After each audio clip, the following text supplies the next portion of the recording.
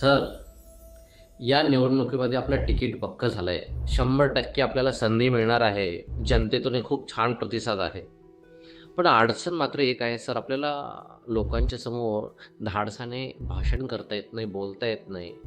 मंचावरती तिथे उभं राहिल्यानंतर मत मांडता येत नाही. नेमकं काय करू सर आता?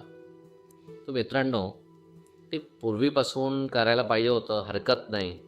मग आता तरी सुरुवात करा आणि काही दिवसामध्ये चांगला वक्ता म्हणून समाजाच्या पुढे या.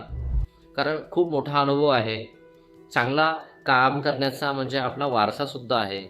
परंतु सर्व काही असूनसुद्धा ह्या गोष्टीची कमतरता असल्यामुळे इतरांकडे पाहावं लागत आहे आणि टाळ्या वाजवावं लागत आहेत.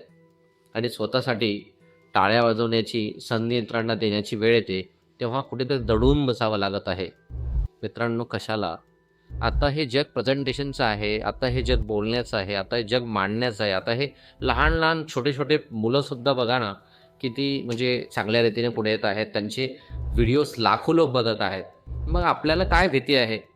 खरं तर आपल्याला बोलण्याचा हा अधिकार मिळालेला आहे. तो अधिकार आपण वापरत नाही आहे आणि धाडसाने बोलण्याचा अधिकार असूनसुद्धा आपण धाडस करत नाही आहे. तर मित्रांनो, आता काळजी नको आहे. कुठलीही भीती मनात वाटत असेल तर आजच खालच्या क्रमांकावरती संपर्क करा.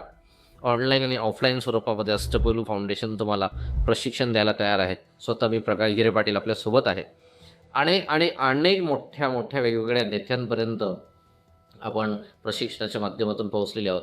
तर तुम्हाला ही संधी, सुवर्ण संधी वाटत असेल तर खरंच आज संपर्क करा आणि जॉईन व्हा मित्रांनो, धाडसाने बोलण्यासाठी आणि आपलं प्रभावी व्यक्तिमत्व मांडण्यासाठी.